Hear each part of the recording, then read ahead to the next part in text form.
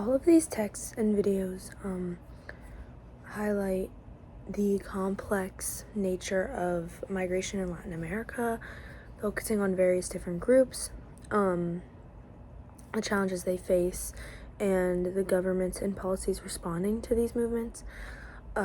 So many of these pieces address the vulnerabilities of migrants. Many are subjected to exploitation and discrimination, and also highlight the state responses and how even when places are generous with accepting migrants, the policies don't fully address the needs of the migrants. So in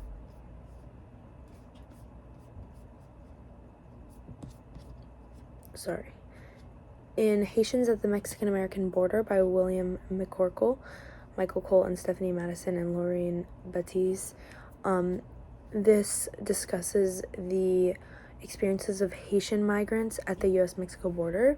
So there's many natural disasters, economic issues, and political instabilities in Haitian people's home country. So they travel through Latin America and into Mexico, and then eventually to the U.S.-Mexico border. They have to face many harsh conditions during this travel: inadequate shelter, food, no medical care. They are exposed to racism and exploitation. And then the U.S. border is very difficult to cross for Haitians. And there's many immigration policies that make it even more difficult. Sorry about the hair. And many can't even return home because they don't have any money left to return home, and they can't get in either. So they also face racial discrimination at the borders. So overall, this article emphasizes the fact that immigrants need to be shown more care and less exploitation and abuse.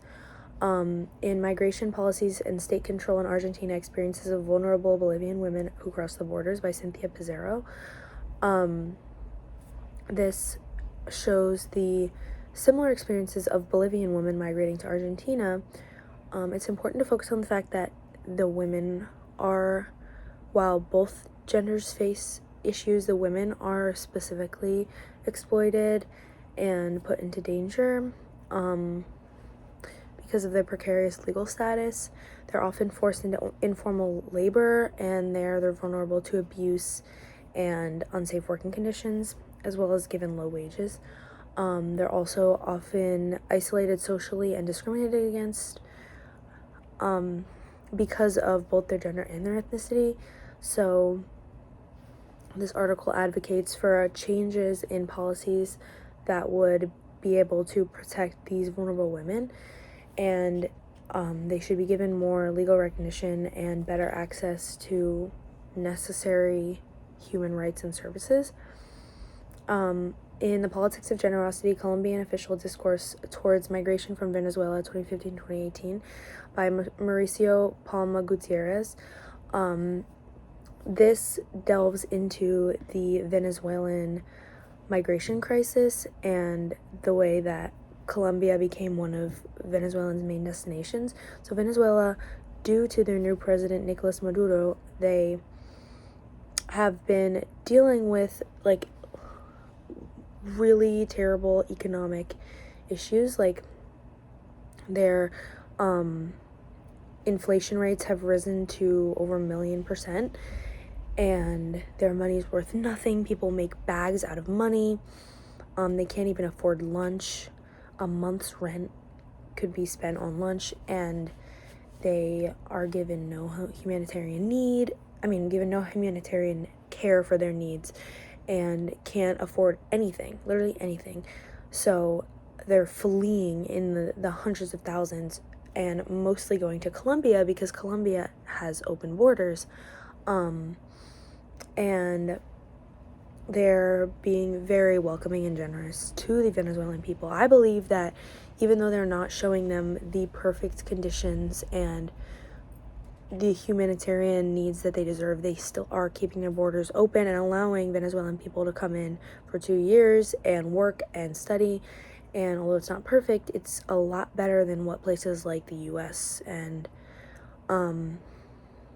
Mexico and other places are doing. Colombia is being the most generous, so I think that should be appreciated. But also, there are contradictions to this discourse. They face challenges in Colombia, limited access to services, no legal recognition, and difficulties getting jobs. So, also, I'm drawing a lot on the video, Why Colombia Has Taken in 1 Million Venezuelans by Vox. Basically, they were discussing how Venezuelans were treated very well at the beginning, and then a couple Venezuelans committed crimes, and then the Colombians generalized all the Venezuelans and were treated more poorly than they were at the beginning, which reminds me of the way that immigrants are treated in America now. I mean, there's a couple immigrants that are criminals, and then they're all written off as criminals and violent and abusive and murderous, and they all need to be kicked out. Just broad generalizations, how every group of people commit crimes. Every group of people have criminals, and they're just all generalized to become one group of murderers, which makes literally no sense. So yeah, I think it's pretty upsetting that the Venezuelans were generalized in that way, but many Venezuelans in the video were very grateful for the ways they were treated and the way they were accepted. So obviously Colombia is accepting in these people to look like a better country and to have a better international influence, look good in front of the UN, etc. This also ties into At the Crossroads of Uncertainty, Venezuelan Migration to Colombia, by Juan Thomas Ordonez and Hugo Eduardo Ramirez Arcos. Very similar topics, same topic discussed with slightly different views. So they also address, which is different, the impact on Colombia of all these immigrants. They have economic strain and social integration issues.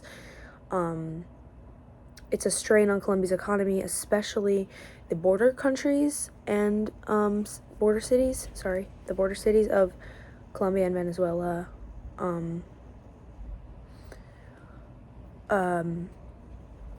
Like their economies are feeling a strain. There's not enough jobs to go around. There's not enough food to go around. There's not enough humanitarian care to go around for all the people. It's causing social instability and economic instability. So while it's very kind and generous for Colombia to allow all these Venezuelans in, it does come to a point where they have to consider the Colombian people too. So overall, all of these pieces discuss how vulnerabilities to migrants and the issues with migration need to be resolved and need to be fixed the best that they can. And it shows the resilience of immigrants to many different places.